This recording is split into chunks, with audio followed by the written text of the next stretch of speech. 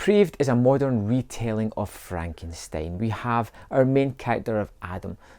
Sort of. At the start of the movie, we meet Adam and his girlfriend and their relationship and how they're kind of moving on to a next step of their relationship. He's walking somewhere at night where he's brutally attacked and left for dead in the street. Then we kind of jump to part of Adam who has been repurposed in this Frankenstein-like creature who wakes up in a loft in a kind of warehouse part of town. The person who has revived these body parts together in one weird amalgamation of a human body is Henry, the surgeon who is also, as well as being brilliant, is deeply scarred himself. He was an army medic in the Iraq War and he has a great deal of PTSD because of the amount of men that he's seen die in front of his eyes. He is struggling to cope with the fact that trying to help them was futile. The amount of damage done to the human body was ridiculous and it seems it's just such a waste of life. And he's kind of come back with this idea of trying to halt death, trying to stop it, trying to make sure that this waste of human life doesn't happen anymore. It's a really nice kind of twist into the Frankenstein idea mythology. Adam himself is a character whom we see flourish and grow as a person as he begins to get used to his body, starts to learn how to use it, starts to adapt to things round about him, and of course learn. But of course, you know, a normal human body has years to articulate and learn the skills needed to really be a functioning part of society, and for Adam it's a little bit more black and white with some of the things that he picks up.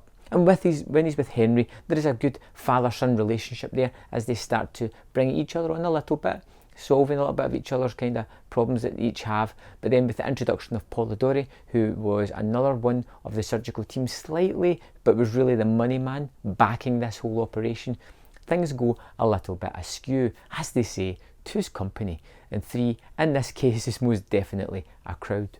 Polidori starts to take Adam out into the world to show him stuff, to let him experience things and put little worms, little ideas into his head, little things to just eat away and move through his skull, little ideas that the world may not be a great place, that Henry may not be truly out to help him. Polidori is truly a snake in the grass, someone that likes to upset the apple cart, and he does so here.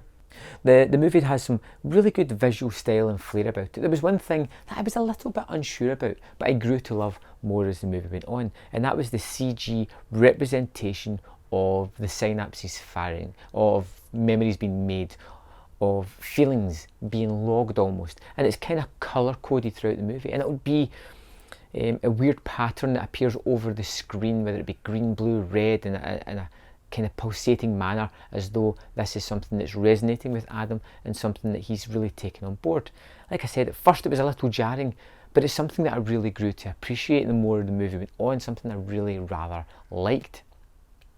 Henry, of course, is starting to feel as if he's went a step too far. You know, he didn't stop to figure out whether he should be doing what he was doing. He just went ahead and done it. And now he's created Adam, and he's starting to see a little bit of the problems that could come from this.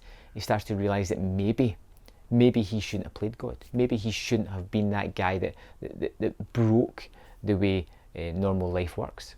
Henry, of course, starts to jump ahead, but missing out steps that he really needs to make him a complete person without understanding what he's really doing and the effect he has on others. And of course, the movie gets to a big bloody climax, as you would expect. Now, the first start of the movie is terrifically well paced and really keeps it going, and it feels like one of the sort of freshest, most energetic tellings of Frankenstein that I've seen, and I really enjoyed that. With the later half of the movie, where Adam becomes a little bit more complicated, as Henry starts to develop a conscience, and as Polidori starts to see dollar signs in this creation that they've made, things start to get a little bit murkier. There's a little bit fat in the story and a little bit of misdirection and where it's ultimately going to head up. We get this big climactic end that feels a little bit necessary, but at the same time a little bit unfulfilling. Overall though, Depraved is a really good adaptation of the Frankenstein story. I think it's something that we don't really see too much of because it's such a prevalent creature in modern day cinema. But I think Larry Fessenden has done a terrific job of sort of reimagining this for the modern time. You know, Frankenstein on the Hudson. It's a great tale, it's a great take, it's well worth checking out, and the gore and the makeup is fantastic as well. I'd love to know your thoughts on this movie. Let me know in the comment box below, and I will see you next time on Man vs. Film.